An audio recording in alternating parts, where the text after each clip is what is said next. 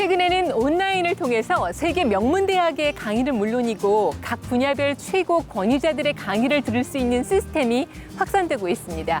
그런데 올해 시작된 이분의 온라인 강의를 전 세계 50여 개국에서 듣고 있다고 하는데요.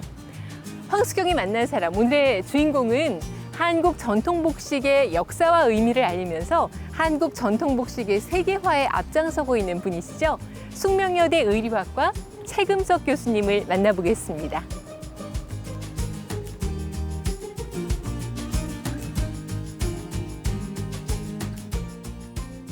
한복의 구조가 어떻게 변화되어 왔는가를 둘러감아 있게 된다든가, 또 이 뭐예요? 고름도 롤링, 그냥 하나에 보여주기 위한 옷이 아니라 내가 해서 입고 다니면 다들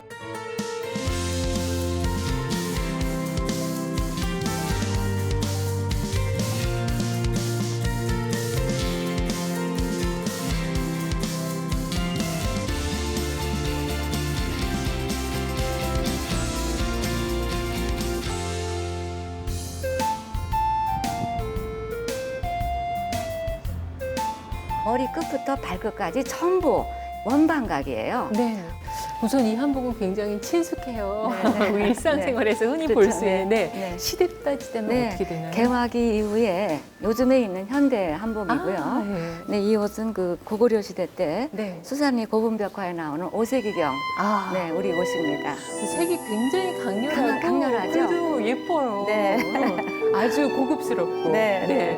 교수님 여기 앉아서 네. 또 말씀 나누실까요?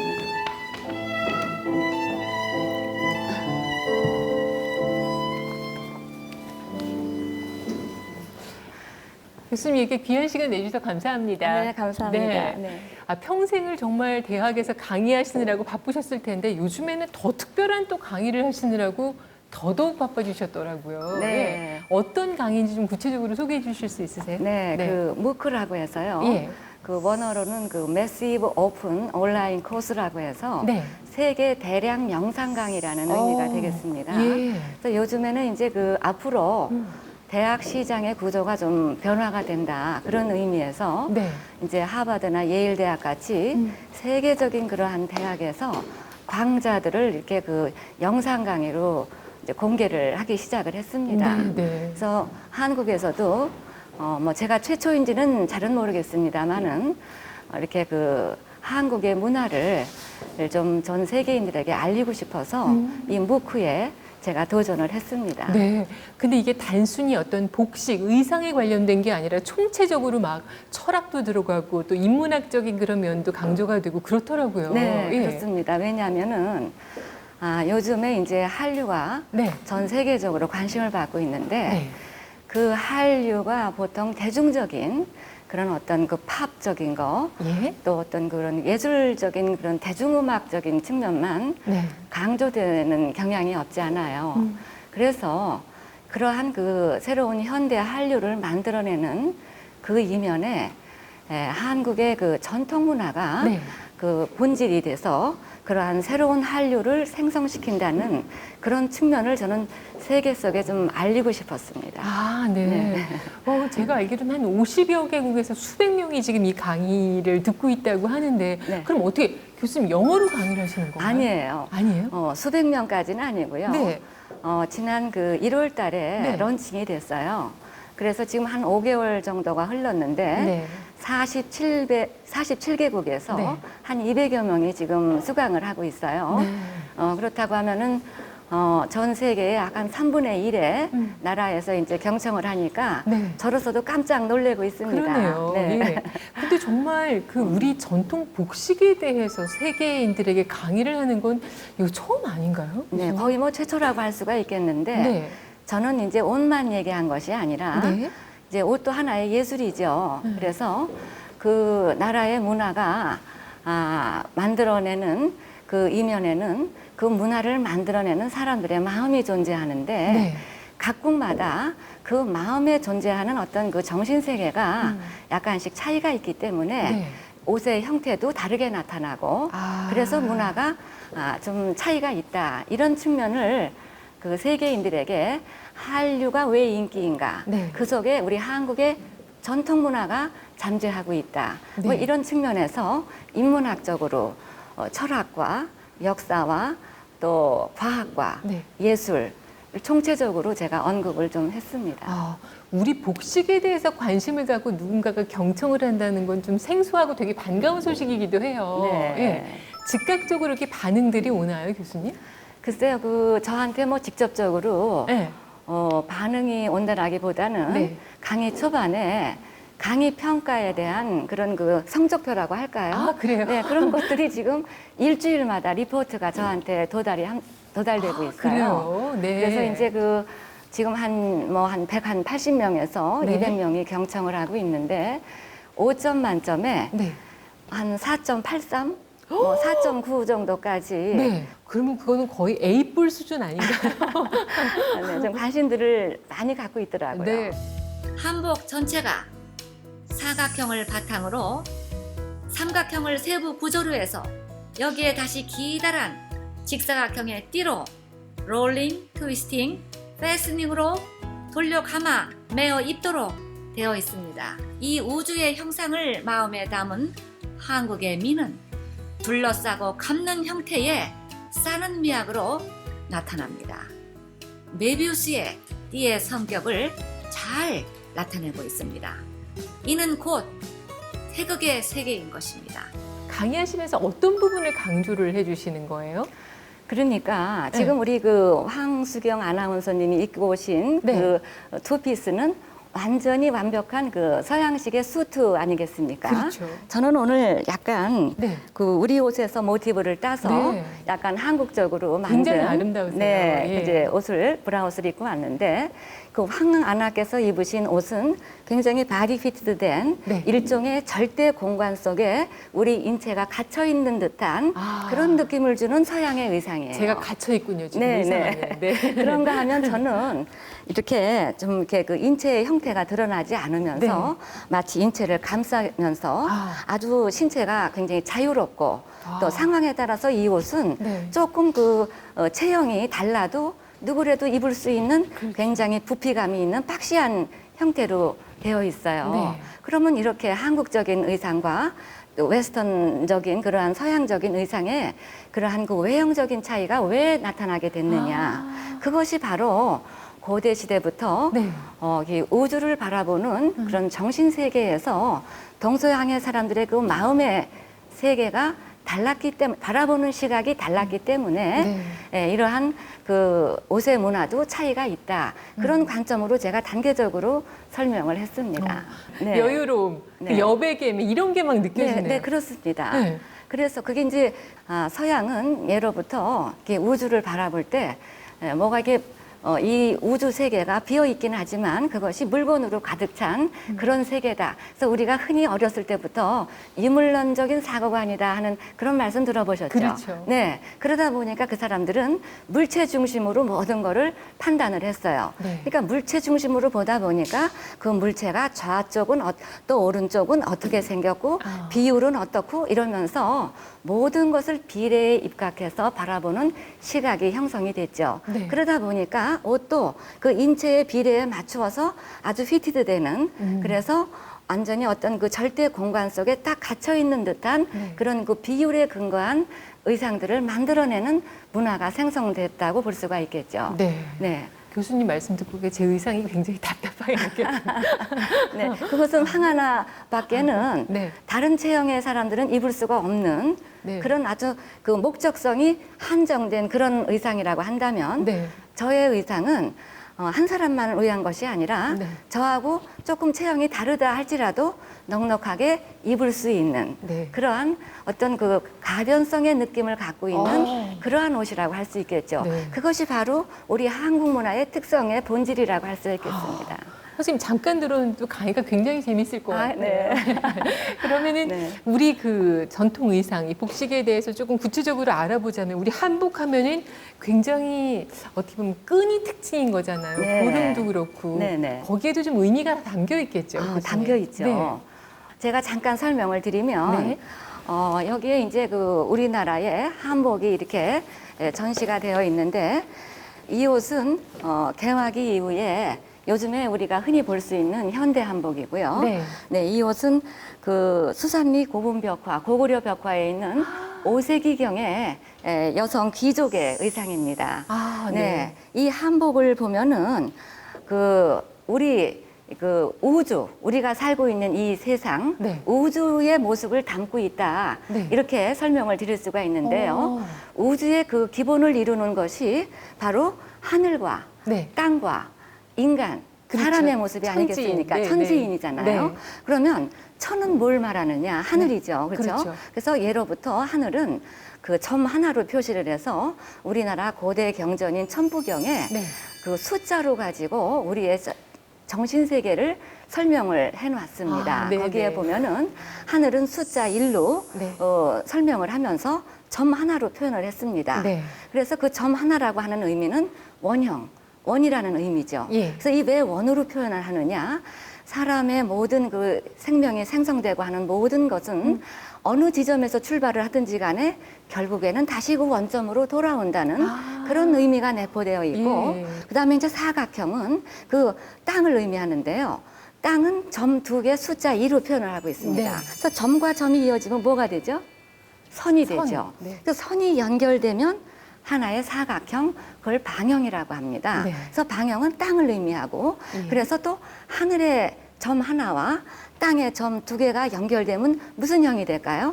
삼각형이 네. 되죠. 그래서 인간을 하늘과 땅을 연결하는 매개체라고 해서 천지인을 원방각, 그래서 원형, 방형, 네. 또 삼각형 이렇게 그 형상화하고 있는데 네. 그러한 의미가 이 한복에 그대로 담겨 있어요. 아, 그렇군요. 네, 그래서 고대 시대의 한복을 보면은 이렇게 전부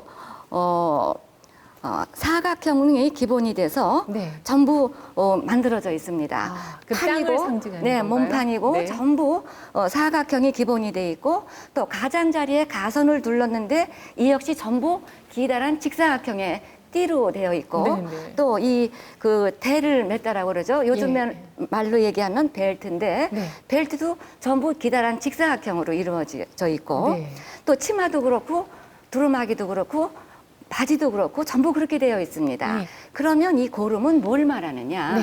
고름은 롤링, 트위스팅, 패스닝 네. 돌려서 비틀어서 결하는 그러한 모습으로 되어 있지 아. 않습니까? 그것은 우주의 순환성, 원을. 우주의 네, 네. 순환성, 순환성. 하늘의 네. 그러한 그 천지 창조의 어떤 그러한 개념을 비틀어 돌려서 얽어맨다라는 그런 의미로 되어 있는 게 우리 한복의 구조입니다. 아. 네. 그런데 이제 이뿐만이 아니라 네. 우리나라의 그 외형적인 그 패션의 의미는 머리 끝부터 발끝까지 전부 원방각이에요. 네. 우선 머리에도 보면은 옛날에는 변이라는 삼각형의 꽃갈모자를 썼고 네. 거기에 또 혹시 그 드라마에서 보셨을지 모르겠는데 그 드라마상에 몸이 아프거나 또는 우리가 무슨 또 어떤 그 사회적인 어떤 이슈 운동을 할 때 네. 머리에 뭐를 자기 두르고 의지를 나오죠? 나타낼 때 항상 나한테는 띠를 두르시- 기다란 직사각형의 띠를 메고 나옵니다. 네, 네. 그거 역시 롤링, 트위스팅, 패스닝 아. 그러한 의미를 담고 있고요. 그 기본 구조는 전부 원방각의 구조로 그 하늘에 하늘과 우주의 땅과. 그러한 그 천지인의 개념을 담고 있다. 이렇게 얘기할 수가 있겠습니다. 네. 좋습니다. 네. 네.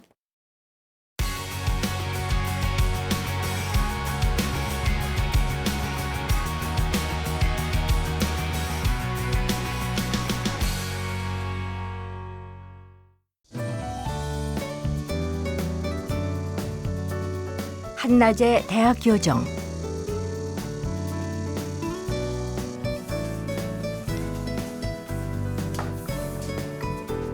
무더위에도 수업이 한창인 이곳은 고대 우리옷을 연구하고 전파하는 재금석 교수의 강의실이다. 오늘은 고대 복식의 패턴을 원단에 옮기는 실습이 있는 날. 이제 여러분들이 이 시간을 통해서 이런 구조를 배우는 이유는 우리 옷이 갖고 있는 구조가 얼마나 활동하는데 편한 옷으로 활용될 수 있느냐. 이 직물 이름을 아세요 혹시? 이게 춘포라는 거예요. 춘포. 20년이고 30년이고 그냥 입을 수 있는 대단한 옷감이라는 거. 지난 수십 년간 한국 복식의 원형을 찾아온 차금석 교수. 오겐자 같은 거 있잖아. 그런 거하고 같이 이렇게 접목. 학술적인 연구는 물론 우리의 고대 복식에서 모티브를 얻어 직접 옷을 만들어 보는 것이 차금석 교수가 강조하는 수업의 핵심이다. 알아요?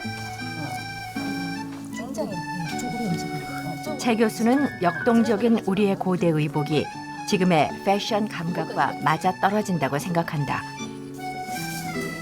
이게 과연 고대의 의상이 지금도 입고 다닐 수 있을 정도로 실용적일까?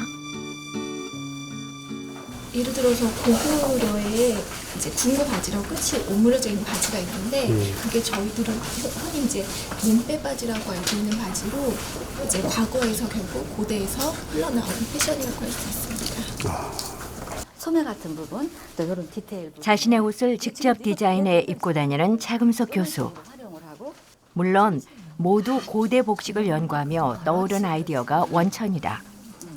지난번에 그 촬영할 때 네. 입었던 옷이 제가 만든 옷이에요. 네. 바느질 다 직접. 모시로 이렇게 해가지고. 네. 네. 이것도 저희가 다 패턴 떠가지고 네. 복원한 거예요. 네. 이거는 그 백제 시대, 요거는 네. 고구려 시대. 네. 그 유물을 보면서 전부 그대로 재현한 옷들이고. 우리의 전통 복식에 숨겨진 무한한 가능성에 주목한 차금석 교수. 고대부터 조선시대 현재까지 우리 한복이 어떻게 변화되어 왔는가, 그 복식사적 측면에서 그 구조를 파악하는 것은 굉장히 중요하고, 그것을 통해서 그 이 시대의 미래 패션, K 패션의 미래를 열어갈 수 있는 그 미래 가치를 발견할 수 있는 근본적인 그런 어떤 소싱의 자료가 이 우리 한복에 있기 때문에 그 연구를 계속하고 있습니다. 한복의 구조가 그녀와 함께 패션 강국 코리아가 세계의 하늘 위로 비상하고 있다. 그 우리 전통 복식에 정말 이렇게 천지인이 다 담겨 있다고 생각하면 나중에 정말 한복을 입을 때도 그 마음가짐이 참 달라질 거라는 생각이 들어요. 근데 그렇죠. 이렇게 우리 전통 복식의 이런 아름다움, 이런 깊은 의미, 이런 거를 알려야겠다고 생각하신 그런 계기가 있으세요? 제가 사실은 한 20여 년 전부터 네. 제가 그 전통 복식과 함께 더불어서 한 제 전공이 디자인이에요. 네. 근데 이제 제가 그 학교에서 전 세계의 그 디자인의 명품들에 담긴 또 의미가 뭔가를 강의하는 시간이 있어요. 그래서 이제 20세기 초반에 샤넬, 우리가 모두 좋아하는 가브리엘 샤넬의 의상부터 뭐 발렌티노, 발렌시아가, 또 이세이 미야케 등등 이르기까지 20세기를 풍미한 세계 명품 디자이너들의 네. 패션을 살펴보니까 전부 자국적인 전통적인 요소가 모티베이션이 돼서 오늘날의 세계적인 명품으로 발전이 됐던 거예요. 그런데 우리나라는 5,000년의 역사를 자랑하고 있는데 왜 우리 전통을 자랑하는 한복은 왜 세계적인 패션의 대열에 모티베이션으로 활용되지 못하고 있을까? 그렇죠. 네, 그런 부분이 상당히 안타까웠어요. 네. 그래서 언젠가는 이 한복이 세계 패션의 하나의 그 모티베이션으로 네. 정말 그 소스로 활용될 때가 올 것이라는 것을 스스로 제가 포캐스팅을 하고 네. 그거를 향해서 한복의 현대화, 또 한 스타일, 또 한 브랜드 이러한 그 용어를 이렇게 만들어내면서 네. 지금까지 노력을 해왔습니다. 아. 네. 지금 전 세계인들의 어떤 감각에, 현대인들의 감각에 맞는 무언가의 접목 이런 것도 굉장히 중요한 거잖아요. 네, 굉장히 중요하죠. 네네. 그래야 굉장히, 또 이제 네. 와닿을 수 있는 것이고. 네, 네. 그런 면에서는 교수님께서는 어떤 시도를 하고 계세요? 그러니까 시도라기보다는 네. 지금 이제 우리나라는 너무 이게 그 생각의 어떤 그 뭐라고 그래 경직된 사고에 너무 갇혀 있다라는 생각을 제가 네. 하고 있습니다. 그건 뭐냐? 전통을 얘기할 때는 우리 옷을 얘기할 때 복식이라고 그래요. 네. 그런데 모던화된 그런 옷들을 얘기할 때는 패션이라고 얘기해요. 이것도 하나의 전통 패션이거든요. 네, 전통 그 시대를 패션. 조명하는. 네. 그런데 그렇다고 하는데 이제 이것을 현대적인 감각으로 현대를 살아가는 사람들의 마음에 와닿게 그야말로 입고 싶은 옷으로 만들기 위해서는 지금 이 현대를 살아가는 사람들의 마인드, 의식이 뭘 원하고 있느냐, 그걸 우리가 캐치를 해야 되지 않겠습니까? 그렇죠. 그게 바로 트렌드예요. 그래서 전 세계의 트렌드가 어떻게 흘러가고 있을까? 네. 그래서 그 트렌드에 맞게끔 내 옷을 우리의 그 어떤 그 독자적인 특성을 보편적인 감각으로 새롭게 접근하는 그런 시도가 필요하다. 네. 그런 얘기를 하고 싶어요. 그 한 예를 든다면 1950년대에 그 서양의 크리스찬 디올 아시죠? 그렇죠. 디올의 옷이 굉장히 유명하고 디올의 그 뉴룩 스타일이 네. 50년대, 60년대를 풍미했던 굉장한 패션이었지 않습니까? 그 뉴룩 스타일을 보면은 그것이 바로 1900년대 서양의 크리놀린 스커트라고 하는 크리놀린 드레스라고 하는 전통 의상을 그 크리스찬 디올이 그 50년대, 60년대의 감각에 맞게 짧고 부피를 축소해서 간편화해서 만든 게 그 크리스찬 디올의 뉴룩인 것처럼 네. 우리 한복도 시대를 통해서 저렇게 그 외형적인 표현성이 변해왔듯이 지금은 이 시대의 감각에 맞게 패셔너블한 감각으로 풀어서 우리가 접근해주는 노력들이 필요한데 중요한 것은 뭐가 문제냐. 서양복을 디자인하는 패션 디자이너들은 서양복에만 너무 집중된 감각과 사고방식을 갖고 계시고 또 전통 한복을 연구하시는 분들은 세계적인 트렌드에는 조금 관심이 덜 하시면서 네. 우리 한복의 어떤 역사성에 있어서도 너무 20세기 그 초반 이후에 형성된 저기에서 보여지는 저런 그 현대 한복에만 너무 몰입된 그런 생각들을 하고 계시다는 게 조금은 좀 우리나라가 앞으로 풀어가야 될 숙제다. 네. 네. 그러니까 세계화로 가는 어떻게 보면은 노력도 이렇게 발걸음들인데 어떤 분들이 또 생각하시긴 이거 개량 한복 아니냐 이렇게 생각하실 수도 있는 거잖아요. 그러니까 이제 네. 그것이 네. 그러니까 우리가 이 사고의 전환이 필요하다. 네. 예를 들어서 이세이 미야케 아시지 않습니까? 그렇죠. 일본의 이세이 미야케는 뭐 1900년대 중반 이후로 파리나 전 세계에서 하나의 신적인 존재로 추앙을 받고 있어요. 근데 그 이세이 미야케의 디자인을 보면은 바로 그 기모노, 네. 그 일본의 그 전통 복식인 기모노를 모티브로 해서 그것에다가 세계적인 디자이너 뭐 마드리노 비오네라든가 로베르토 카푸치라든가 서양 디자이너들의 그런 디자인 감각을 거기다가 첨가해서 리오그나이즈 한 것이 바로 이세이 미야케의 패션이에요. 네. 그렇다면 이세이 미야케의 패션을 우리가 기모노 패션이라고 하나요?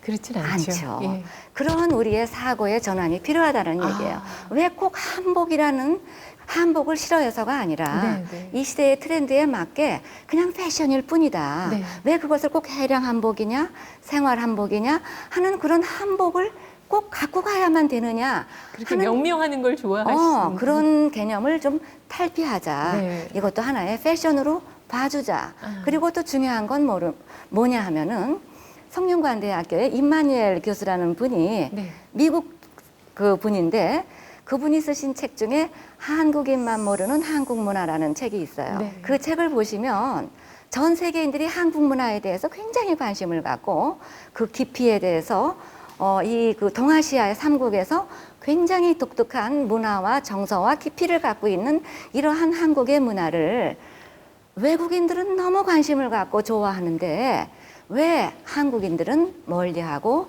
그것을 표현하고 세계 속에 알리는 것에 주저하는가.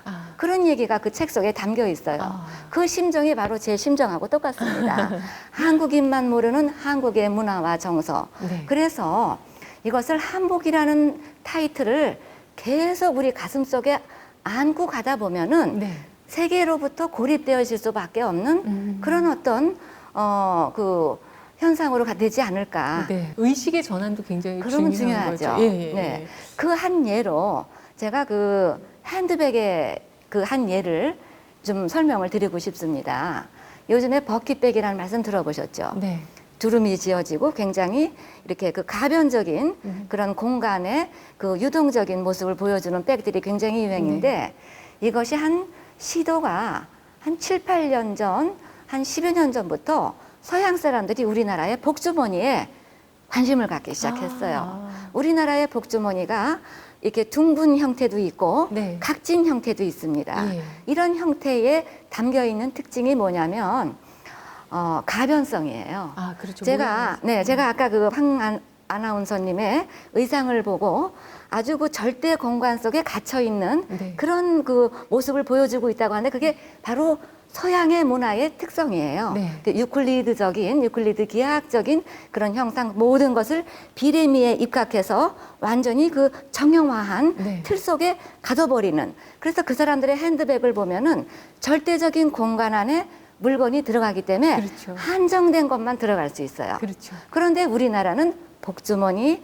또 이러한 그 주머니들을 통해서 보면은 스트링이 달려 있죠. 네. 늘어났다, 줄여- 좁혀졌다. 그리고 모양도 막 네, 바뀌고. 그것의 원형은 보자기예요. 아. 그 보자기에는 책을 싸면 책의 모습이, 공을 싸면 공의 모습이, 아. 또 옛날에 할머니들의 그 지갑은 손수건이었어요. 예, 그 손수건의 그 사각형의 공간에다가 돈도 싸서 말아가지고 이렇게 고쟁이 안에 네. 집어서 넣다가 필요하면 꺼내서 쓰고 그러지 않습니까? 그렇죠. 책도 책 보따리에다가 보재기에다 싸가지고 등에다가 메고 다녔어요.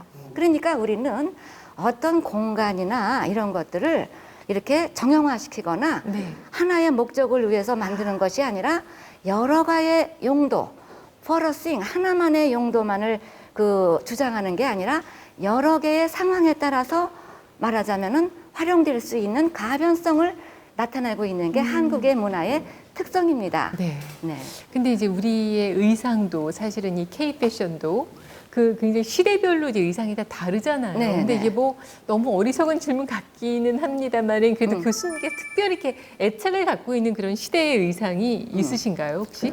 네, 우리나라 옷이 네. 5,000년의 역사 속에서 완전히 그 고대의 의상을 보면요, 완전히 직각으로 이루어진 예. 직선의 미학. 이를테면은 20세기에 서양의 그 기능주의 미학이라고 그러죠. 바우하우스의 모더니즘의 그 미학이 우리는 고대부터 갖고 있던 우리의 미학이에요. 아. 그래서 그런 직선성의 현대적인 감각을 갖고 있는 게 고대의 의상이라고 한다면 그러한 고대의 의상이 이제 중세 고려를 지나면서 네. 점점 곡선의 미학에 이제 담겨서 조선 시대로 오면은 굉장히 그 디테일이 섬세하고 이를테면은 태극의 모양에서 나타나는 곡선의 미학과 또 직선의 미학이 어우러진 그러한 융합적인 모습을 보여주고 있는 게 조선 시대의 의상입니다. 네. 그래서 개인적으로 보면은 네. 조선 시대의 그러한 의상들이 좀 더 섬세하고 네. 그 아주 여성성의 아름다움을 내포하고는 있지만 네. 또 고대의 우리의 저런 한복들은 굉장히 역동적이고 네.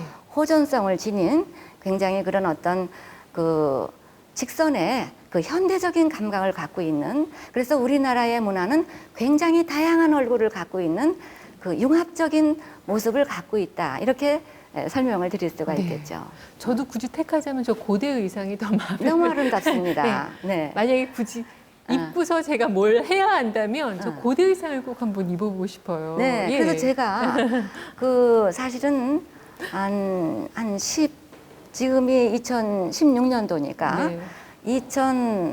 2000년도부터 제가 사실은 이렇게 고대 옷에 이제 심취해서 예. 연구를 해왔는데 저 옷을 제가 이렇게 이제 만들어서 전시회를 하니까 굉장히 모던하다, 현대적이다 그러면서 마치 그것을 제가 고대 옷을 디자인한 것처럼 그렇게 인식들을 하세요. 아. 그래서 그게 아니다. 고구려 벽화를 중심으로 해서 고구려 벽화에 담겨져 있는 우리 역사의 옷을 그대로 조명한 것뿐이다. 네. 네. 그런데 그 모습이 바로 이렇게 역동적이고 현대적인, 말하자면 서양의 20세기 이후에 바우하우스의 기능주의의 미학이 이미 우리는 고대부터 출발이 됐다. 이렇게 제가 설명을 하죠. 정말 역동적이고 에너지 넘치고 에너제틱. 진취적이고 네. 예. 그건 왜냐? 편리해 보이고. 네. 그건 왜냐? 우리가 우리의 문화를 한반도에 갇혀 있는 네. 그 한반도에 갇혀 있는 그러한 그 한반도에 국한된 문화로 보고 있는 게 네. 문제라는 얘기죠. 아. 우리는 고대에는 그 실크로드를 중심으로 해서 북방계 유목민족의 그렇죠. DNA를 갖고 실크로드의 중앙아시아의 무대를 중심으로 거기에 스키타이, 흉노, 또 돌골족이라고 그러죠. 네. 요즘에 투르크족이라고 그러죠. 그런 그 북방계 유목민들과 서로 섞여서 네. 말을 타고 활을 아. 쏘는 그런 역동적인 활동들을 했던 그런 민족입니다. 네. 그러다 보니까 말을 타고 활을 쏘고 또 한편으로는 농사도 짓고 하는 이중구조의 문화생활을 하다 보니 옷이 굉장히 편리하고 활동하기 그런 그 기능성을 반영한 옷으로 발전되지 않을 수가 없었던 것이죠. 네. 네. 그러한 것을 동시대의 서양복과 비교를 해보면 비교도 되지 않을 만큼 과학적이고 아. 네, 기능성을 갖추고 있는 굉장히 과학적인 의상이라는 것이 우리 고대의 저러한 의상입니다. 그러니까 저렇게 네. 또 고대의 그 어떤 복식을 연구하는 것이 우리의 어떤 역사적인 진실을 밝히고 네. 어떻게 보면은 그런 증명하는 자료도 쓸 수 있을 것 같아요. 굉장히 중요한 자료죠. 네. 그래서 제가 이제 한 20여 년 전부터 고구려 의상에 제가 이제 마음이 이제 가게 된 이유가 있습니다. 일본의 그 각슈잉 그 대학에서 이제 연구 교수로 한 1년 넘게 이제 있었던 기억이 있는데 그때에 우리의 그 고구려의 역사를 그 중국의 역사라고 오도하는 장면이 그 NHK 텔레비를 통해서 막 이제 나오고 거기에 이제 말하자면 반대 의견을 가진 우리나라의 국민들이 막 이제 컴플레인을 하는 그런 장면들이 막 나왔어요. 네, 그때 일본의 대학의 교수들이 고구려나 고구려 백제 신라의 삼국이 한국의 역사라는 것을 우리는 알고는 있는데 당신이 의상학과 교수로서 고구려가 한국의 역사라는 것을 단적으로 증명할 만한 무슨 자료가 있느냐 하는데 제가 답할 아무런 근거가 없었어요. 그래서 제가 그 당시에 한국으로 돌아오자마자 그때부터 제가 이 고대 복식에 심취해서 이제 어떻게 하면은 중국의 복식과 한국의 복식, 한국의 고대 복식의 차이점이 뭔가를 그 고구려 벽화를 통해서 조명해 내는데 그것이 그 벽화에 있는 옷을 그대로 만드는 게 아니라 그 옷에 예를 들면 오색이 각조청에 나와 있는 귀족 남자가 다리를 이렇게 90도 각도로 벌리고 앉아 있는 그 모습은 왜 그러고 있을까? 그것은 우리가 역사적으로 내려오는 고문헌에 한국 사람들은 바지를 입을 때 당을 달아서 당이라고 그러면 바지 밑에 이렇게 마른 목골에 천을 달아서 말을 타고 활을 쏘고 다리를 쩍쩍 벌릴 때 다리가 그냥 180도로 쩍쩍 벌어질 수 있게 그런 바지를 입었다고 이렇게 기록이 되어 있어요. 네네. 그런데 중국의 바지는 개당고다 이래서 당을 달지 않고 바지 밑을 튀어서 입었다라는 기록이 되어 있습니다. 네네. 예를 들어서 만약에 고구려 벽화의 오세기의 각조청의 귀족 남자가 입은 옷이 중국 사람의 옷이라고 한다면 그 개당고를 입고 다리를 벌릴 수 없는 거죠. 180도로 벌리고 앉아서 입을 수 있겠느냐. 네. 그런 의미를 대가면서 제가 전부 옷을 하나하나 그 의미를 추적하면서 연구를 했습니다. 네. 그럼 정말 이렇게 어떤 우리 의상을 연구하는 것이 그야말로 역사 왜곡을 바로잡을 수 있는 가장 확실한 또 근거도 될 수 근거가 있겠네요. 되죠. 네네. 그래서 제가 당시에 2006년도에 전시를 외국에서 이제 초대를 받아서 많이 이제 했는데 제일 기억에 남는 게 있다면 2006년도에 요코하마 전시에서 우리나라 옷들을 고대부터 현대까지 한 200벌을 갖고 가서 전시를 했는데 그때에 우리 고구려 백제 옷들이 굉장히 인기가 많아서 한 18,000명 일주일 동안에 18,000명에서 2만 명의 일본인들이 와서 제 전시를 보고 갔습니다. 그때 중국의 그 역사 속에 고구려가 편입될 수 없는 의미를 이 옷에 담겨 있는 그러한 역사적인 근거, 내용들을 통해서 설명을 드린 바가 있습니다. 네.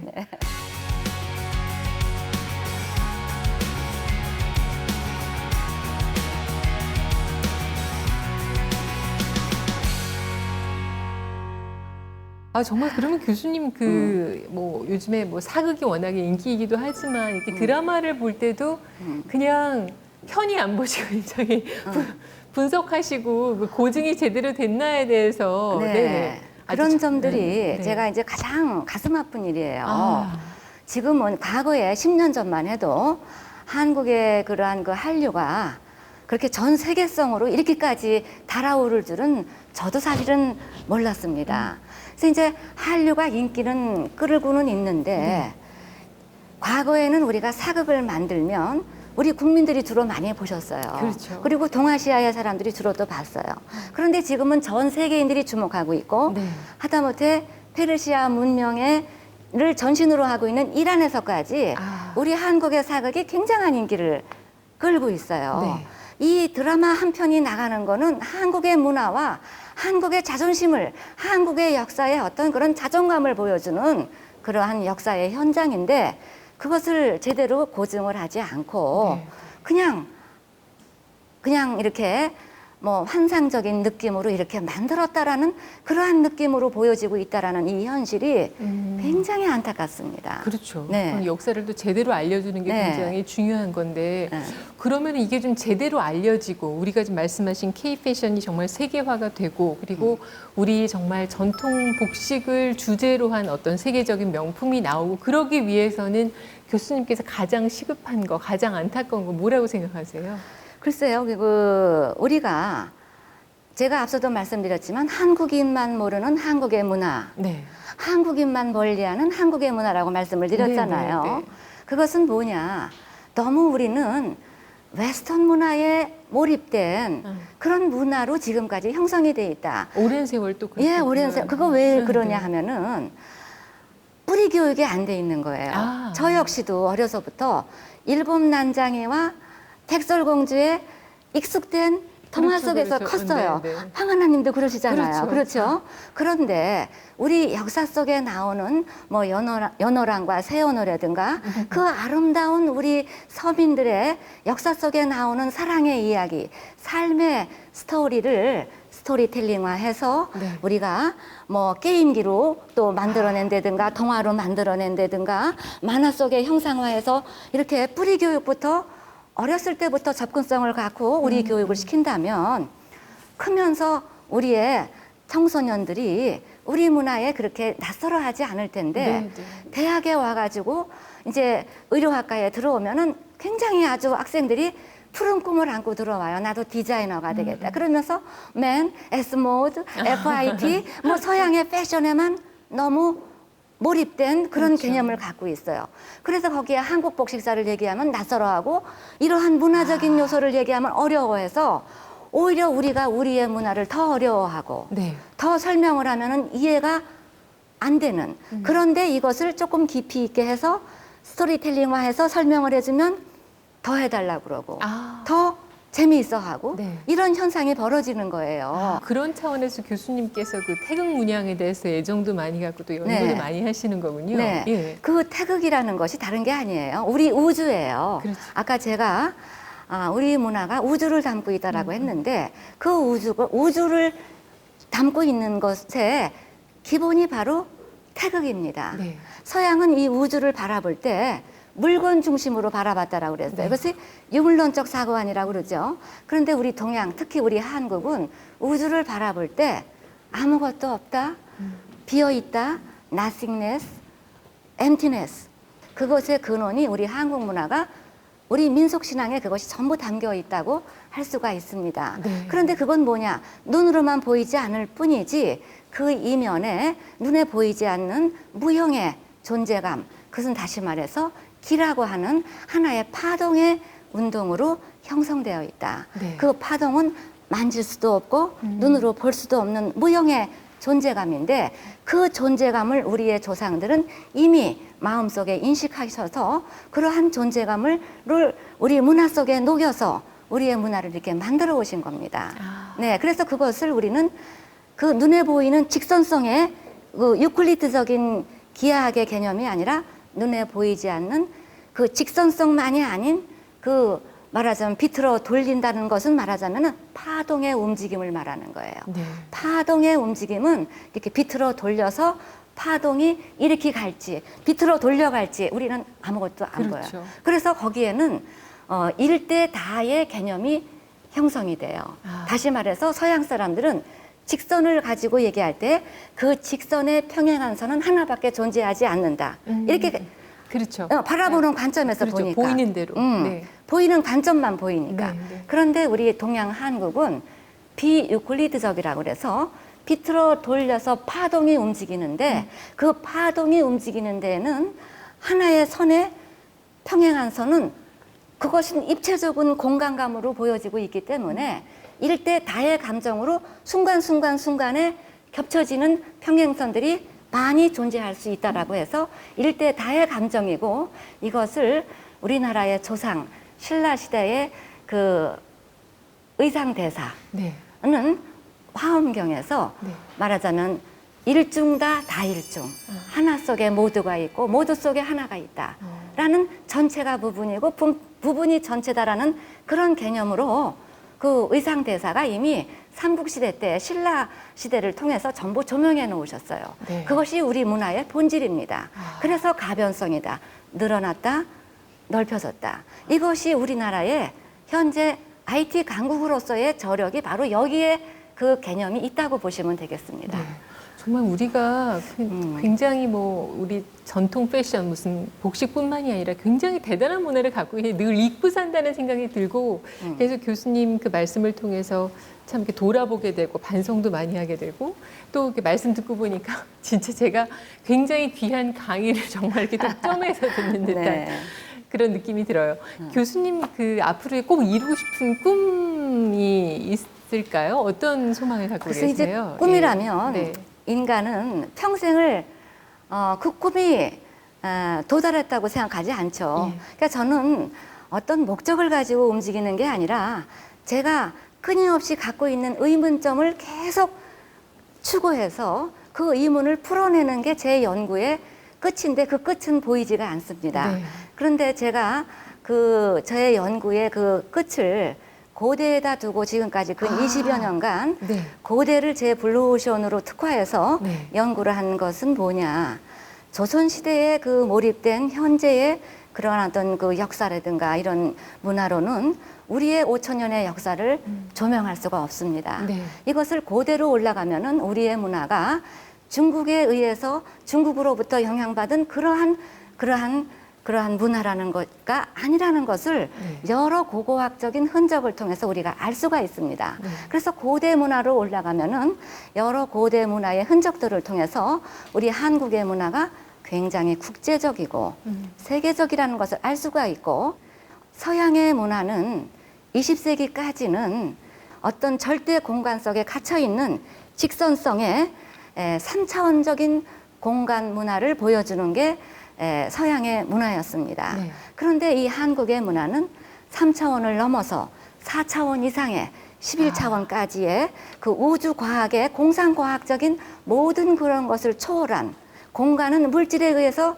공간이 말하자면은 가변적으로 움직일 수 있다라고 하는 그 가능성을 보여주는 것이 아인슈타인의 상대성 원리 아니겠습니까? 네. 그것은 19세기, 20세기에 서양 사람들은 캐치했어요. 그런데 우리 동양 한국은 그것을 이미 고구려 시대 이전에 네. 고대 시대에 이미 캐치해서 그것을 우리 문화 속에 담아서 옷도 만들고 이렇게 우리 문화를 창출해 왔다는 이 자체가 우리 문화가 가히 세계적인 것이다 하는 것을 말씀드리고 싶고요. 네. 조금 하나를 더 말씀을 드린다면은 서양의 예술을 19세기까지의 그 예술 회화들을 한번 보세요.